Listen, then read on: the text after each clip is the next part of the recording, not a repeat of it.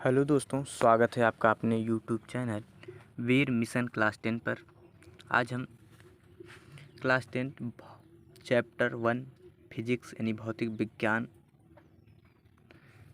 के बारे में जानेंगे।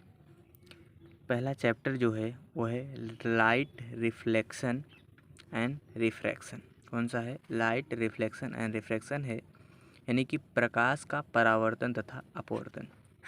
ये पार्ट 1 है। कौन सा? पार्ट 1 है।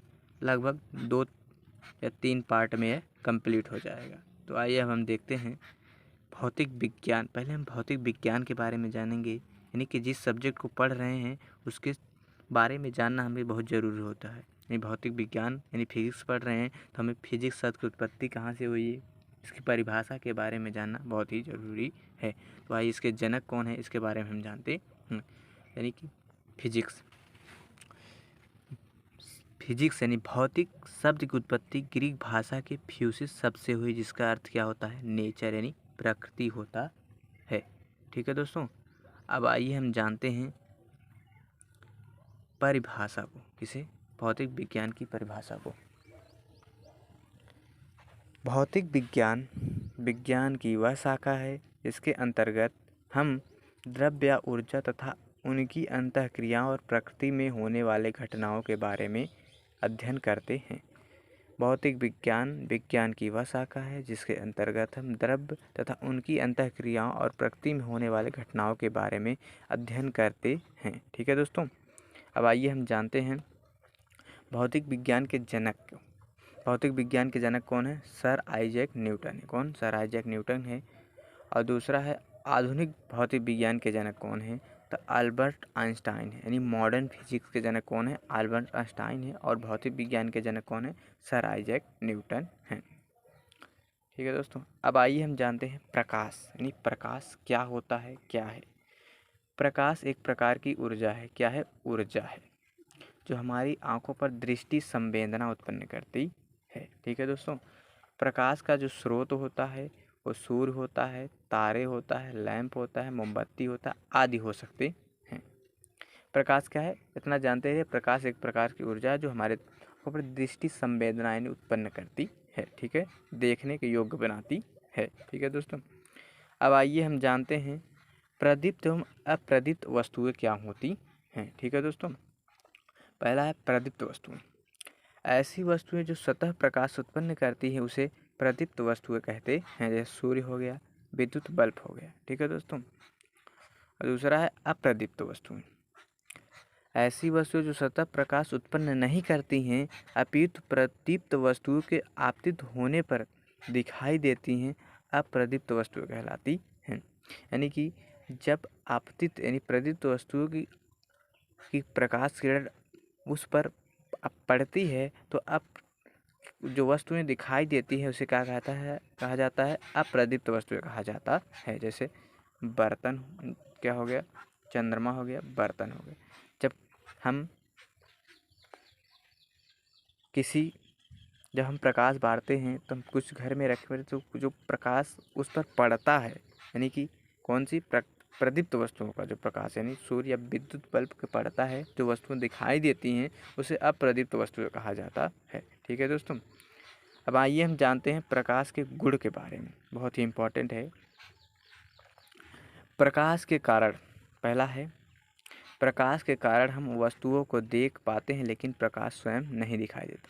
प्रकाश का क्या होता है? गुण होता है। ठीक है दोस्तों, दूसरा गुण है प्रकाश विद्युत चुंबकीय तरंगों के रूप में चलता है। किस रूप में चलता है? विद्युत चुंबकीय तरंगों के रूप में चलता है।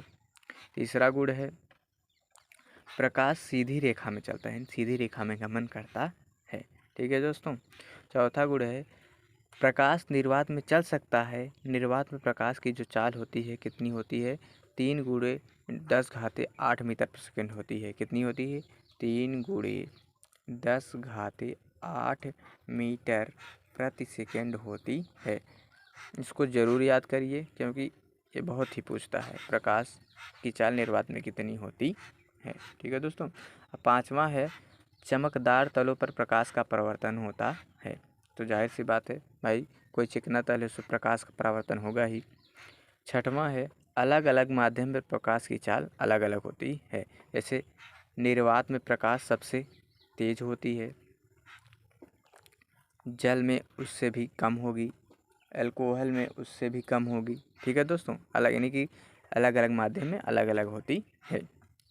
सातवां है प्रकाश पारदर्शी माध्यम से गुजर सकता है लेकिन अपारदर्शी माध्यम से नहीं गुजर सकता है। ठीक है दोस्तों, अब आइए हम जानते हैं प्रकाश किरण। ठीक है, प्रकाश किरण क्या होता है? प्रकाश तरंग जिस सरल पथ पर गमन करती है उसे प्रकाश किरण कहते हैं।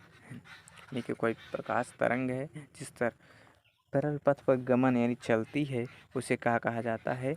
प्रकाश किरण कहा जाता है। और इन्हीं किरणों के समूह को प्रकाश पुंज कहते हैं। ठीक है दोस्तों, याद रखिएगा, बहुत ही महत्वपूर्ण है। अब आइए हम जानते हैं प्रकाश का परावर्तन किसे कहते हैं।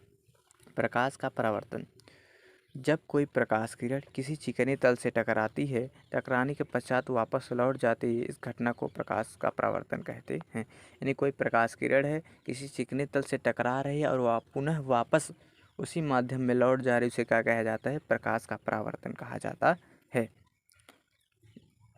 अब हम जानते हैं प्रकाश के परावर्तन के प्रकार को।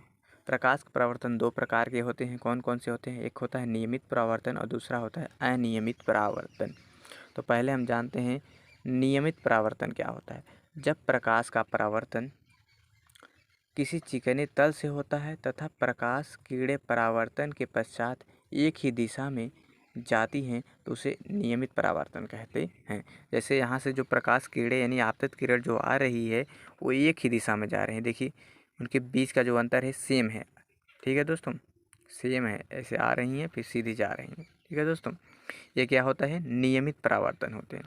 और अनियमित परावर्तन क्या होते हैं, इनके बारे में हम जानते हैं। जब प्रकाश का परावर्तन किसी खुरदरे तल से होता है तथा प्रकाश किरणें परावर्तन के पश्चात अलग अलग दिशाओं में परिवर्तित होती हैं तो वह अनियमित परावर्तन कहलाता है।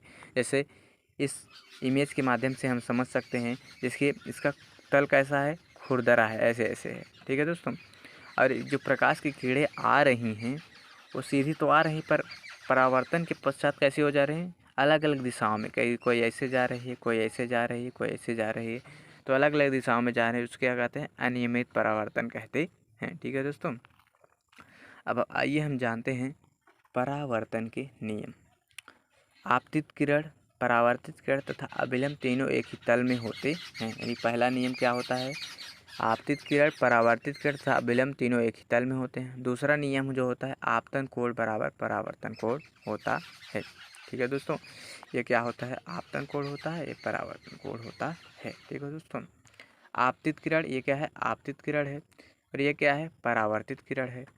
और तथा अभिलंब ये क्या है? अभिलंब एक ही तल में, क्योंकि तीनों एक ही तल में है ना, एक ही आपतन बिंदु पर है। हाँ ठीक है। और आपतन कोण, ये आपतन कोण होता है, परावर्तन जो सदैव उसके बराबर होता है। अब आइए हम कुछ महत्वपूर्ण परिभाषाओं को जानते हैं। यानी कि आपतित किरण किसे कहते हैं? जो प्रकाश किरण सतह पर टकराने के लिए आ रही होती है उसे आपतित प्रकाश किरण कहते हैं।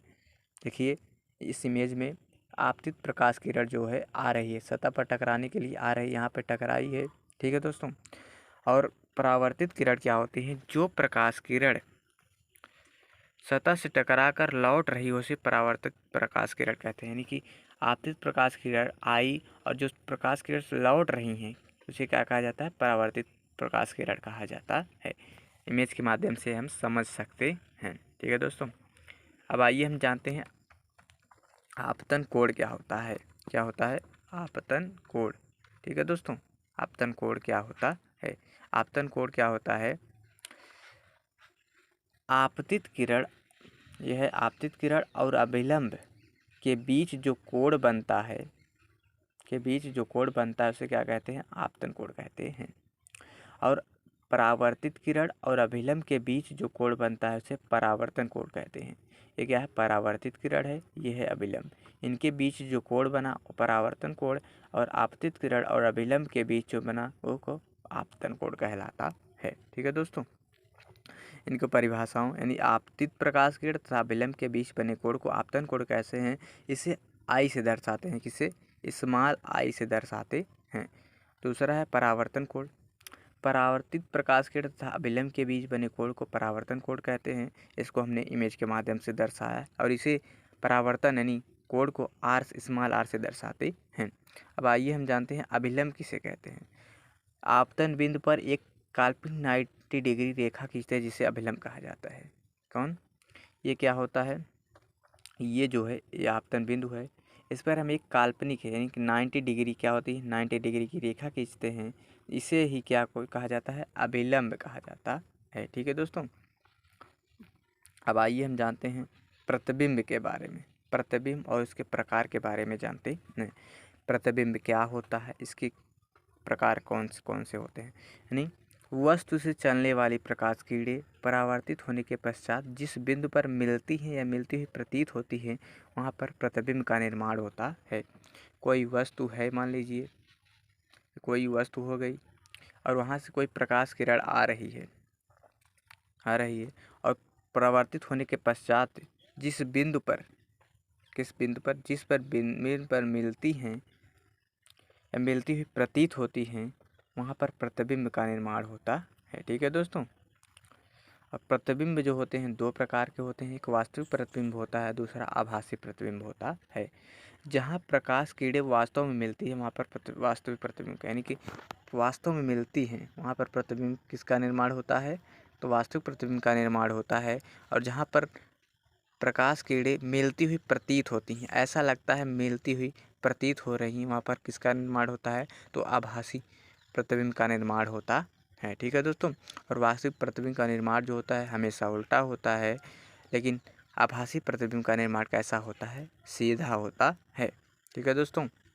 तो आज के लिए बस इतना ही। ये पार्ट 1 था। पार्ट 2 को जल्द ही हम लाएंगे। ऐसे ही महत्वपूर्ण वीडियो को देखने के लिए हमारे चैनल को सब्सक्राइब कीजिए।